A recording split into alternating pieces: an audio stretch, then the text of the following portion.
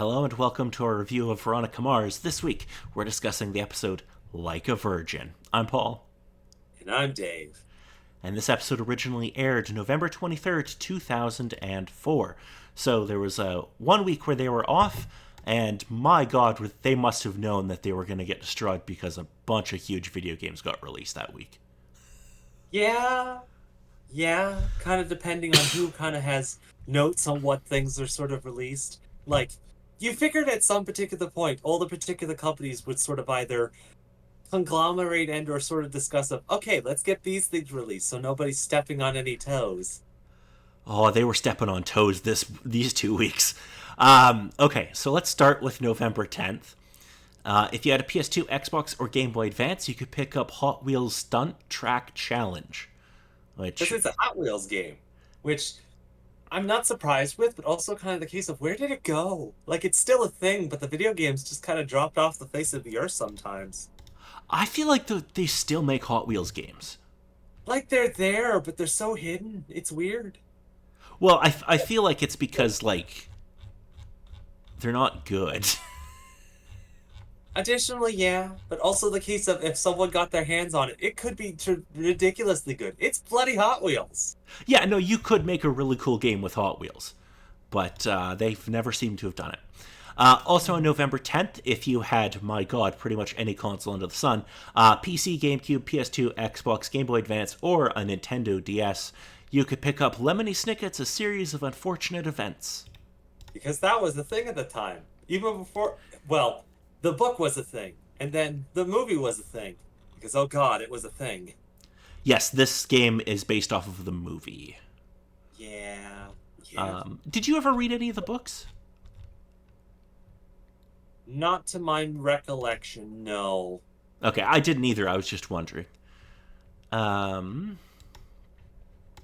Moving along, November 12th, if you had a PC, you could pick up Sabotane Break the Rules. I don't know what this is. Oh, it's a Russian game. It released worldwide, though. It's a first-person shooter, and apparently it was inspired by The Fifth Element. I don't know. Not too surprising, but also a mild case of I have zero idea of what this is. November 15th, my god, Nintendo decided they wanted all of your money on this day. If you had a Game Boy Advance, you could pick up Donkey Kong Country 2 Diddy Kong's Quest. Because that was a game that people loved. It was. Nintendo also, deciding that they wanted even more of your money, on the same day released this little game on the GameCube called Metroid Prime 2 Echoes. Which was a thing, but was also kind of a thing that kind of got caught up in another particular thing just because of one of the previous releases. Which is understandable, but also kind of the case of, you shouldn't have done that, Nintendo. Also on November 15th, if you had a PC, you could get MTX Moto Tracks. Yes. Racings. I guess they were trying to like glom onto like the Tony Hawk thing, but also on November 15th, if you had a PC, GameCube, PS2, Xbox, Game Boy Advance, or Nintendo DS, you could pick up Need for Speed Underground 2. Yes. Which sadly only the title sticks in my brain. Everything else is just complete white noise. Need for Speed 2 is really good. No, that's understandable. Again, the title is completely stuck within my brain. Yes, that was back when the Need for Speed games were good. Yeah. Moving along to November 16th, if you had a PS2 and you were a fan of Dragon Ball, you could pick up Dragon Ball Z Budokai 3. Yes. Also on November 16th, if you had a Nintendo DS, you could pick up Feel the Magic XYXX. Yeah.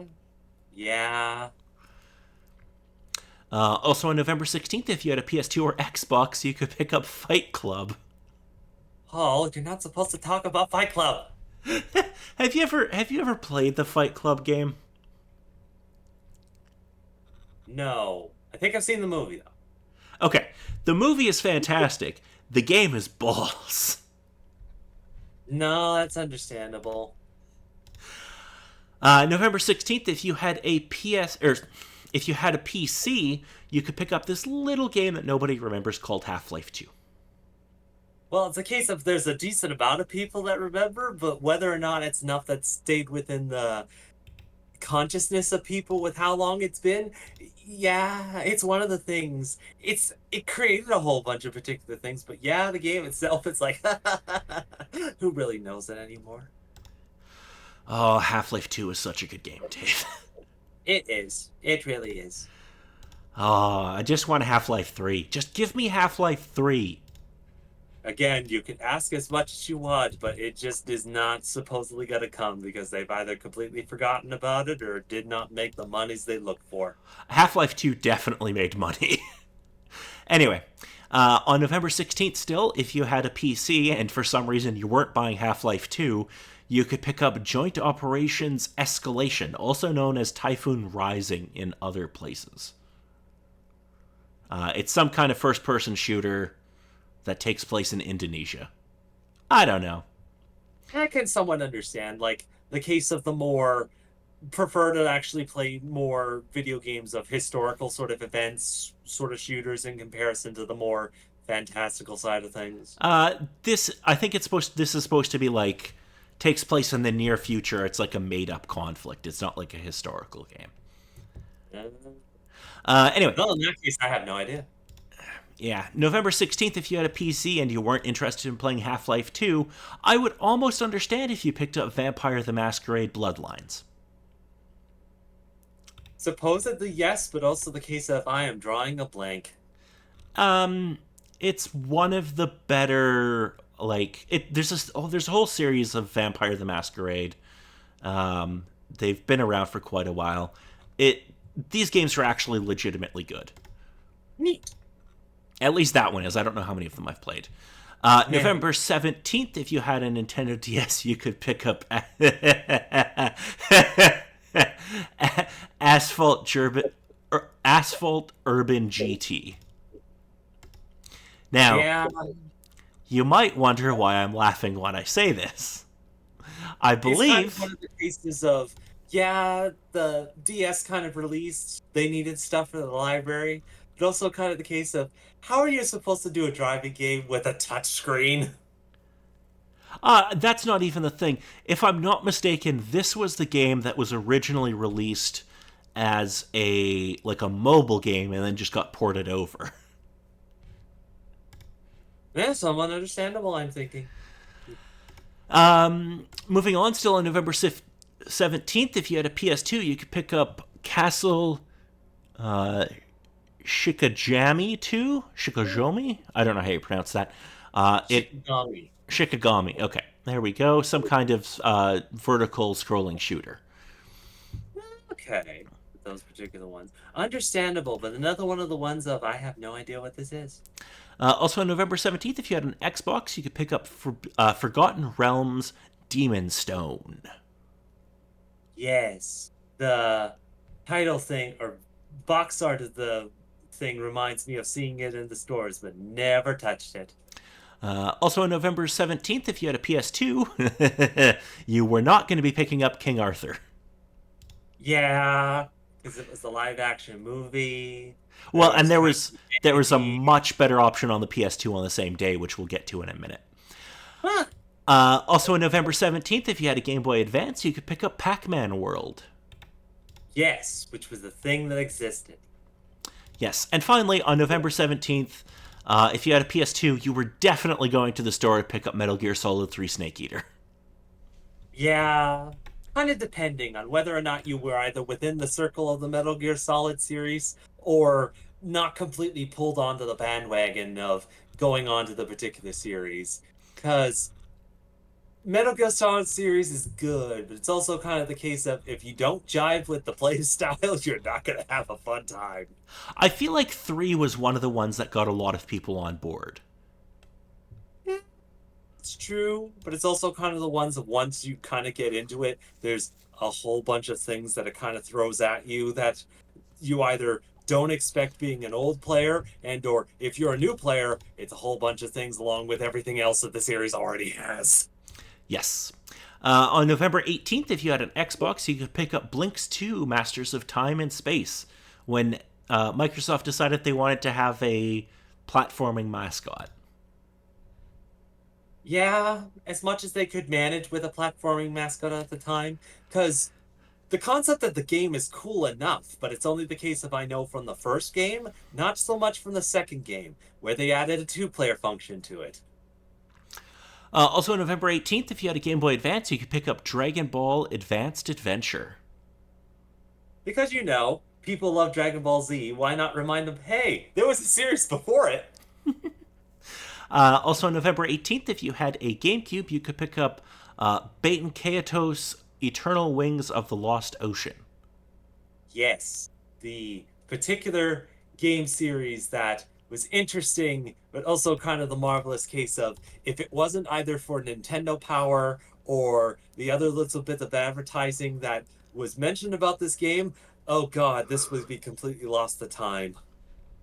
Yes. And finally, on November 18th, the last game for this day, if you had a Game Boy Advance, you could pick up Yu Yu Hakusho Tournament Tactics. I don't know what this is.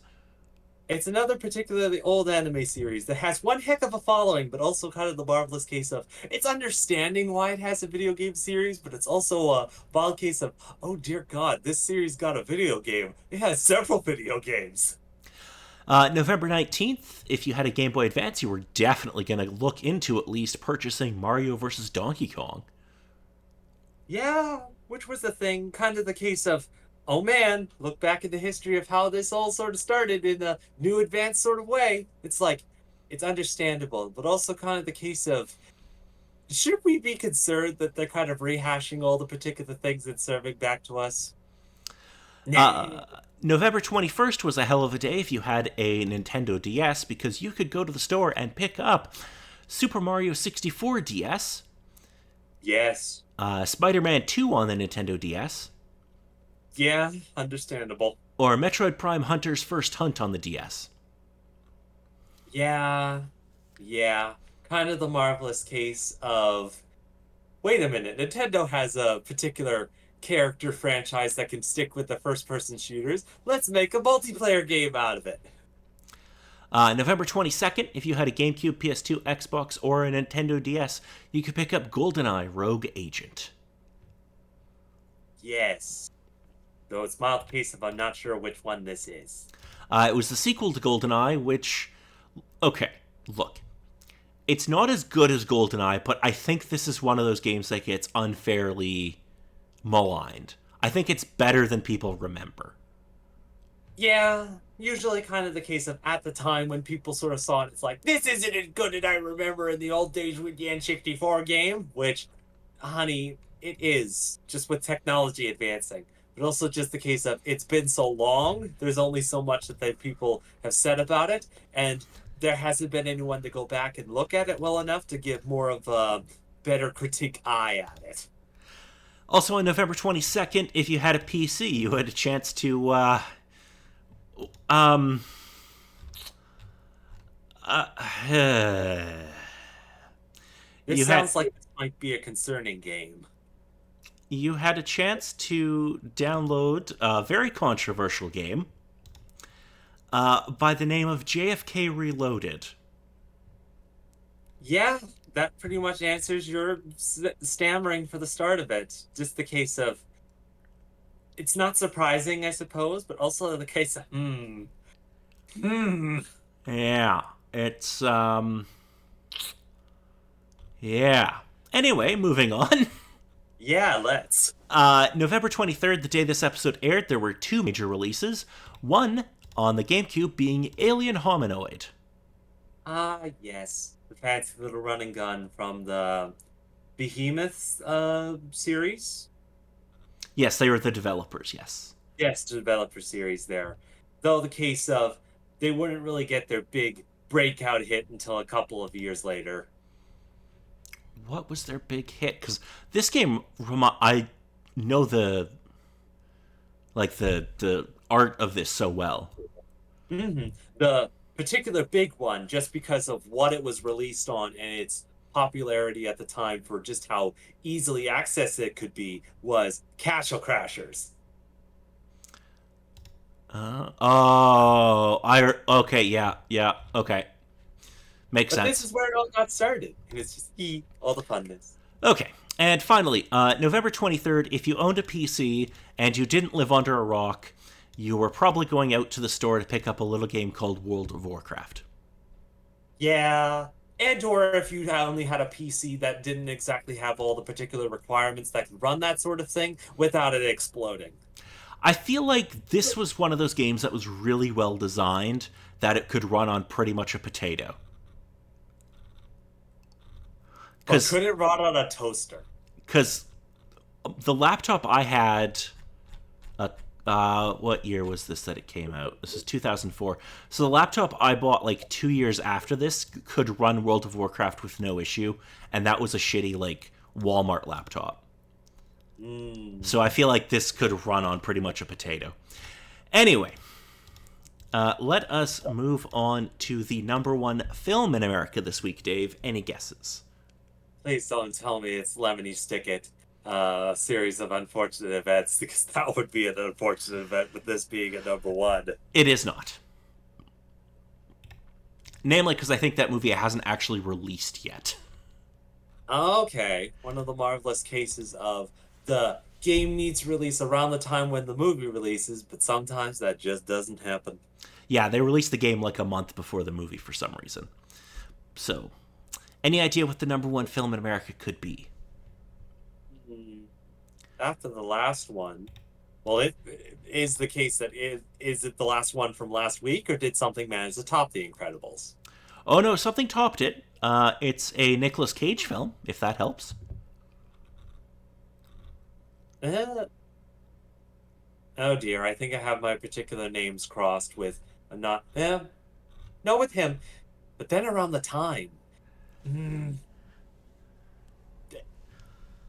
Again, I can think of a multitude of movies that he's in, but nothing title-wise aside from one obvious one, though I'm not sure it's it, but the only one thing I can say is it's Ghost Rider.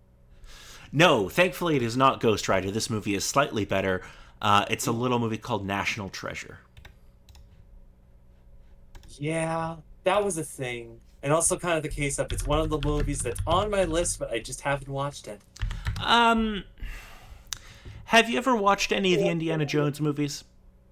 Yeah, and possibly also that one supposed build-up movie that they had in mind for the Nathan Drake movie before they did the one with the Spider-Man actor that you showed me. And it's the case of Oh, yeah, they're decent. the fan film. Uh, Yeah, yeah. Um, yeah. National Treasure isn't a bad movie. But I would also say that like you don't need to see it. Like it's fine, but it's not Mm. great. Because it's one of the things that I remember about that is like, I wouldn't be surprised if they were going to try and make a whole big series out of this. Because aside from the first film, wasn't there at least a sequel that they managed to make? There was a sequel, and apparently there was a TV show on Disney Plus a couple of years ago, Mm, which I don't know how well that did. I'm assuming not very well because it didn't get a second season. yeah. And finally, moving on to the number one song in America, Dave. Any idea what it could be? I'm hoping for something new, but most likely I would not be surprised that I was still sticking with title is escaping me, but I know at least that one of the singers is Alicia Keys. It is still "My Boo" by Alicia Keys and Usher. Yes, Yeah, because they were things at the time that God. they certainly were. Alrighty, so we have an episode to discuss now, Mr. David. Yeah, we do with this one. Alrighty, so Veronica looks at photos of Lily Kane's murder site that she found earlier. Cliff McCormack enters. He's the lawyer that they sometimes get cases from. And Yes. Veronica asks for his help to visit Abel Koontz, but Cliff refuses. Veronica sends a letter to Abel pretending to be a criminology student who wants to interview him. At school, after gym class, Veronica finds that her clothes have been stolen and stuffed into a toilet. A kind cheerleader, Meg Manning, loans her uniform to Veronica and then finds her friends at lunch. Her friends are discussing a popular purity test that has been circulating online. Meg, a virgin, is pleased to hear that her boyfriend scored high on the purity test. Later, Veronica and Wallace also discuss the test at his home. Wallace's mom, Alicia, isn't pleased to see Veronica and privately discourages Wallace from being friends with her. While on the Purity Test website, Veronica notes that there is an option to buy other people's test results and predicts the school will be very interesting the next day. Chaos erupts at school after people post each other's results on their lockers. Meg's test results are leaked, indicating that she cheated on her boyfriend. Meg swears that she never even took the test, and Veronica promises to help clear her name. She enlists Mac, a new character we haven't met before, but she will be around for a while, Neat. to help with the case. Mac suggests that Rennie DeMoe, the school's IT personnel, might be able to provide lead. Meanwhile, Meg is bullied for the false test results and is heckled during her school musical audition. Meg suggests that her sister Lizzie may have entered a false test on her behalf, but Lizzie denies it when Veronica interrogates her. Veronica goes to Rennie to try to access the school passwords, but Rennie refuses her. Alicia is harassed by her tenant Jeremy, and Wallace sleeps over at Veronica's for peace. Keith offers to help Alicia deal with her tenant, but she refuses. Jeremy escalates his harassment and turns on the gas at the Fennel home to force the family out. Keith visits Jeremy at night and scares him into moving out and finally leaving the Fennels alone. At school, Veronica notes that Megan isn't at school and goes to visit her at home. Meg admits the bullying has become too much for her and asks Veronica how she deals with it. Veronica advises her to get tough and get even. With help from Mac, Veronica discovers someone has been logging into Veronica's student account, and they sent an email to Duncan pretending to be Veronica, telling Veronica that she is still in love with him and that she gave him an STD. They also see the imposter was IMing another person right before the class ended. Based on the username and messages, Veronica pieces together that the imposter was corresponding with Rennie. She follows him and catches him having sex with Kimmy, a friend of Meg's, who happens to be underage, but you know. The next day at school, Veronica confronts Kimmy. Kimmy confesses that she asked Rennie to give her Meg's password and entered a fake test result to humiliate Meg because Kimmy was jealous of her. She also admits that her friend Pam hacked into Veronica's account because Pam has a crush on Duncan, but worries that he still has feelings for Veronica. Veronica reveals she captured their conversation on tape and hands it over to Meg to slip into the morning announcements. Kimmy and Pam are exposed as they turn on each other. Meg thanks Veronica for her help. Veronica tells Duncan that the email Pam sent was fake, and he believes her. They part on friendly terms. Similarly, Alicia thanks Keith for his help and agrees that their children should still be friends. Abel accepts Veronica's visit request, but when they meet in person, he recognizes her. He insists that he killed Lily and implies that Veronica and her implies to Veronica that her biological father is actually Jake Kane. Shaken, Veronica goes into her car and breaks down sobbing. Alrighty, so what did we think of this episode? Yeah, kind of one of those particular sorts of things. Again, with how long it's been, I can't remember too many of the particular things that happened with my high school experience. I wouldn't be surprised if we all got caught up in some particular sort of either test or fad that was going on at around the time. But yeah, thankful that we supposedly didn't have that particular sort of chaos, though completely understandable with how everything sort of happened within the episode in those sort of cases. Yes, I also didn't mention it in the synopsis, but we find out that Mac is the one who engineered this whole purity test thing because she's able to afford a new car. Yeah, with $10 a pop for supposedly giving out the particular information for people. So interesting enough case, but that's the case of just like with Weevil, ooh, slippery slope dealing with particular peoples in those sorts of cases. Yes, yes. So there are some pretty important things that happen in terms of story in this episode. Obviously, the major one happens at the end of the episode. Is there anything before that that you want to chat about?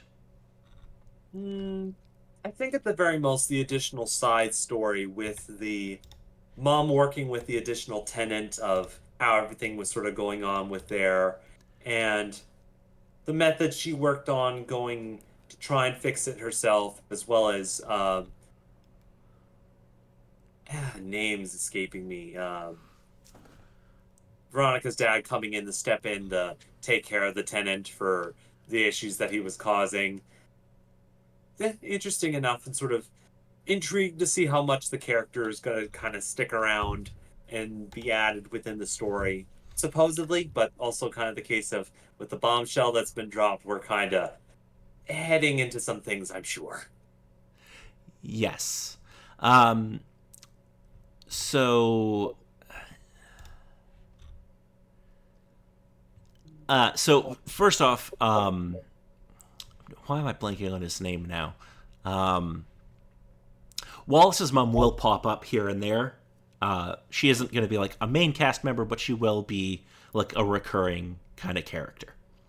No, understandable. Just with little bits that were sort of shown. It was interesting to sort of see, especially within this episode. It's just sort of also the case of is this more introduction to a character or just kind of an additional character to add to sort of side stories? Yeah, she's going to have a role in the show, but she's also, from memory, not like the most important character. No, understandable, So, understandable. let us get to the bombshell that is potentially dropped at the end of the episode. Yeah. So, Yeah. Abel Kuntz implies that Veronica is the daughter of Jake Kane and her mother, Leanne. Now, we don't know if this is true because it is Abel Kuntz and he isn't maybe the most trustworthy source of information.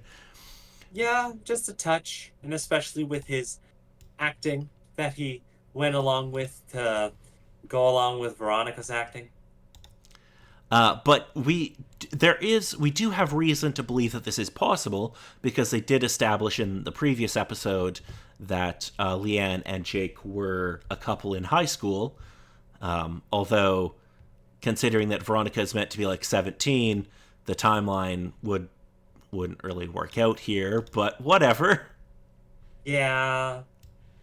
Yeah, going into a bit to the numbers, it's kind of the case of there's some plot holes within the story that you could supposedly make. Yes, but do you have any thoughts on if he's telling the truth or is he lying? Or does he think he's telling the truth but is just misinformed? Oh, that's also an option too.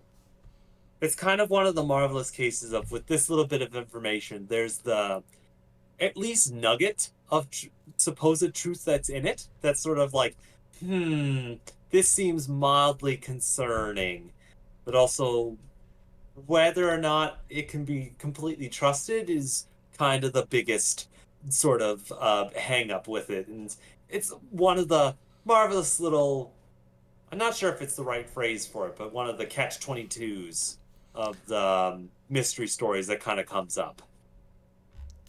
Yes. So I guess we're gonna have to see what happens, but she could be. Technically, that would make her one of the Canes and heir to a fortune, so that would be good. That would be interesting, but whether or not that would either supposedly come up as a plot line, I question, because it would be an option, but also kind of the case of what other constituents could supposedly come in to either mess that up or cause more drama. It would also explain why her ex boyfriend broke up with her and didn't want to talk to her anymore because he was a Cane. So there's a little Yeah. bit of that could make sense. Just saying. Yeah, also a thing that's there. But until next time, the next episode we discuss will be called "Drinking the Kool-Aid." You know, which is the thing, depending on what kind of Kool-Aid it is. In this episode, Veronica investigates the mysterious cult of which Casey, another student, is part, the Moon Calf Collective. Meanwhile, Veronica deals with the aftermath of the realization that Jake Kane is likely her biological father.